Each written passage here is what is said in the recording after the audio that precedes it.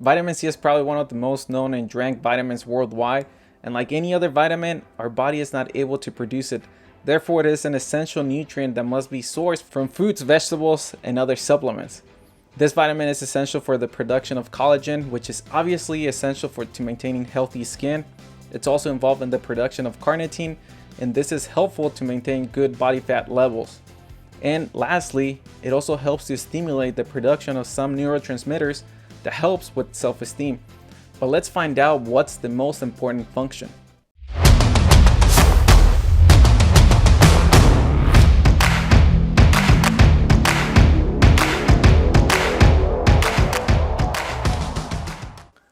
The previous mentions are not the most important effects. Without a doubt, it would be the antioxidant effects. Oxidation is a very important mechanism because it makes our cells age faster. However, with good amounts of vitamin C, the cell damage can be greatly reduced. Another great function is the stimulation of the immune system. Optimal levels help to increase the production of white blood cells, which, as you may know, it is important for a person that has a low white blood cell count. And also not forgetting that these are important to defend against infections later on.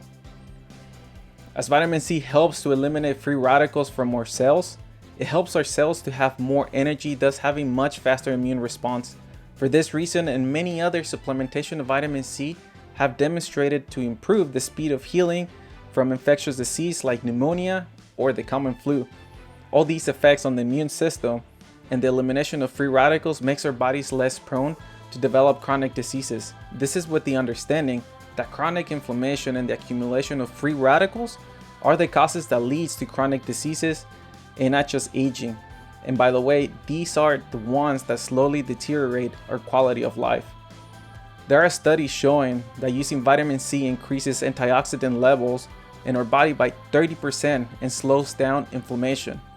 And although we need this vitamin, we're one of the few mammals that can synthesize vitamin C in their body like others do from glucose. There are other effects that aren't as strong but still worth mentioning, such as lowering blood pressure and the improvement of memory.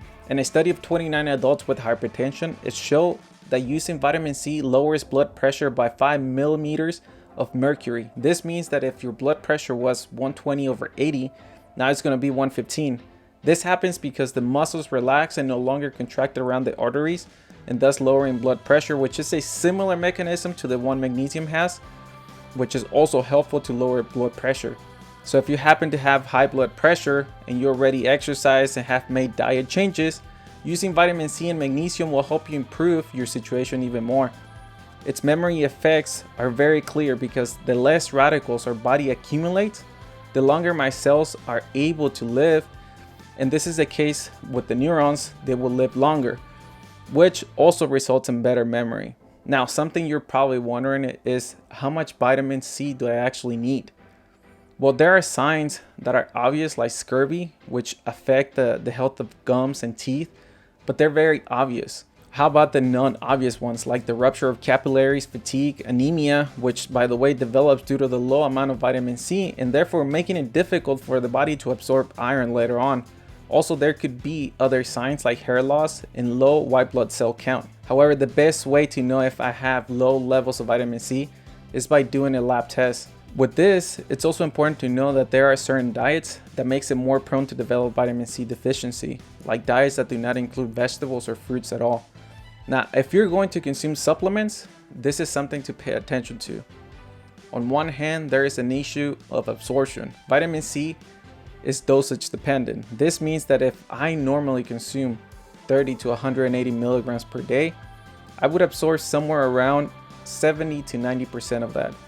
However, if the amount is increased to 1 gram, which is normally the amount found in supplements, the absorption would fall down to somewhere around 40 to 50%, and this is done by the body to protect from excess.